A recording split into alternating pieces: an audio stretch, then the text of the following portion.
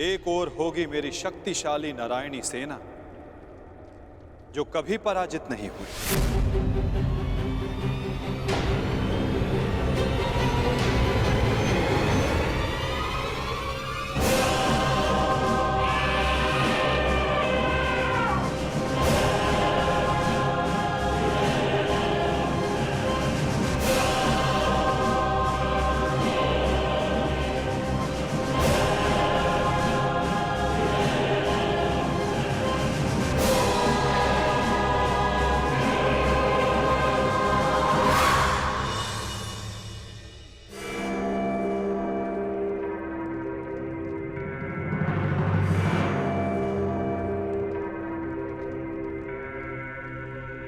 और दूसरी ओर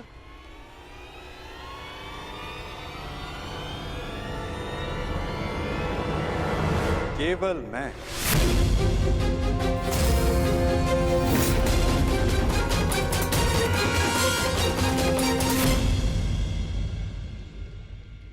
अकेला और निहत्था।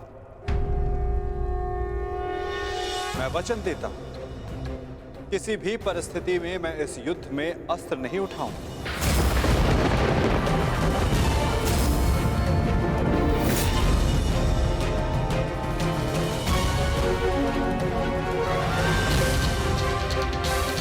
ना ही धनुष, ना गदा, ना खड़ग, ना ही सुदर्शन चक्र। मैं किसी भी अस्त्र का प्रयोग नहीं करूंगा। क्या आप युद्ध में अस्त्र नहीं उठाएंगे? हाँ दुर्योधन, सही सुना तुमने।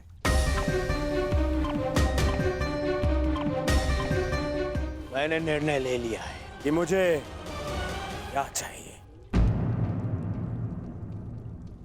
नहीं दुर्योधन, पहले तुम्हें मांगने का अवसर नहीं मिलेगा। क्या? ये मांग कुरुवंश के मध्य हो रही है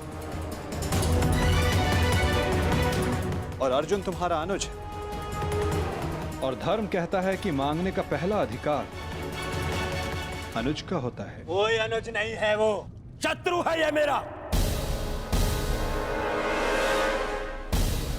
और आपने ने कहा था जो आपके समक्ष पहले आएगा आपका समर्थन उसी को मिलेगा।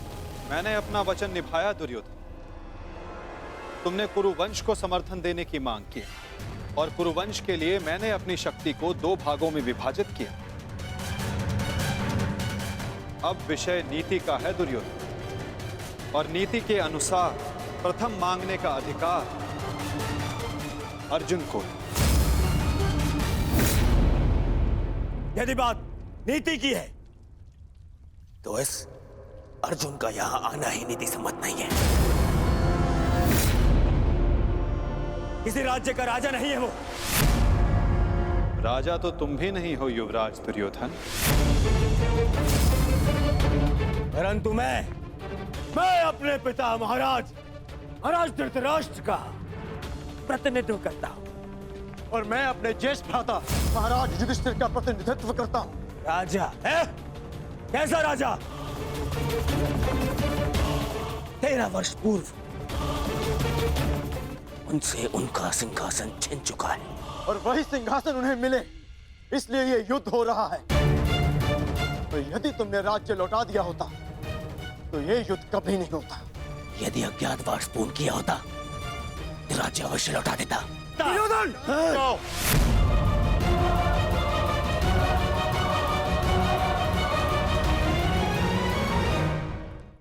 यदि अज्ञातवास पूर्ण किया होता तो राज्य अवश्य लौटा देता।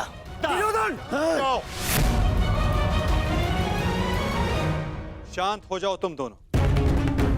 ये मत भूलो कि तुम दोनों यहां अतिथि हो, और अतिथि की मर्यादा होती। अपने अतिथि के घर पर यूं झगड़ा करना तुम दोनों को शोभा नहीं देता। तो जैसा कि मैंने कहा, अर्जुन को प्रथम अवसर मिलना चाहिए। आप चाहते हैं कि अर्जुन को नारायणी सेना चुनने का अवसर मिले। मुझे क्या चाहिए इसका निर्णय तुम मत लो दुर्योधन। माधव, आप अस्त्र उठाएं या ना उठाएं, मुझे मेरे पक्ष में केवल आप चाहिए। मुझे नारायणी सेना से कोई मोह नहीं। यदि नारायण मेरे साथ है तो मेरे लिए पर्याप्त है। मुझे आपकी सेना का नहीं, आपका समर्थन चाहिए।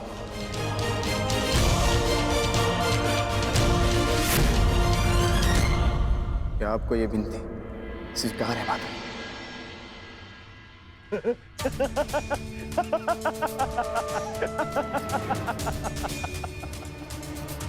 अब समझा मैं। ये 12 वर्ष के वनवास ने तुम्हारा क्षत्रिय गुण ही नहीं, तुम्हारी बुद्धि भी हर लिए। मूर्ख, स्वयं मेरे गले में विजयश्री की माला पहना दी तुमने तो स्वयं अपनी पराजय का मार्ग चुन लिया। इतनी विशाल शक्तिशाली अपराजय सेना को ठुकराकर, और तुमने चुना निहत्थे कृष्ण को, जो अब कदाचित स्वयं की रक्षा भी नहीं कर पाएगा युद्ध में। दिख रहा है मुझे कि कैसे तुम 5 पांडवों के शवों पर अट्ठास मारकर उत्सव मना रहा हूं मैं।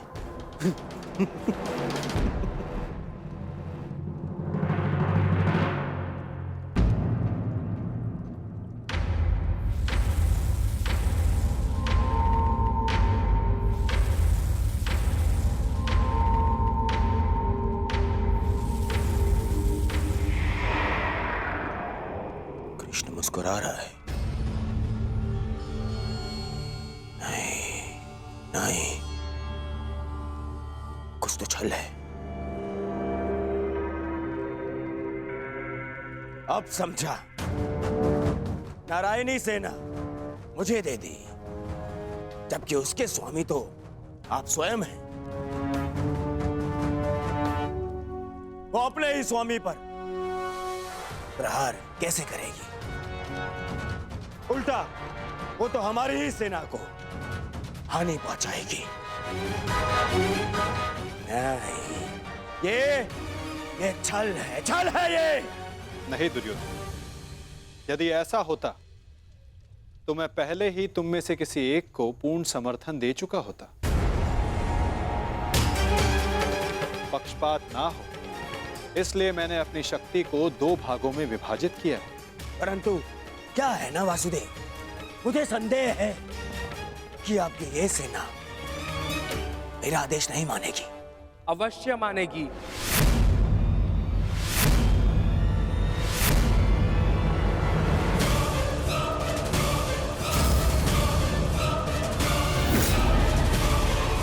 क्योंकि मैं नारायणी सेना का नेतृत्व करूंगा। वसुरश्री,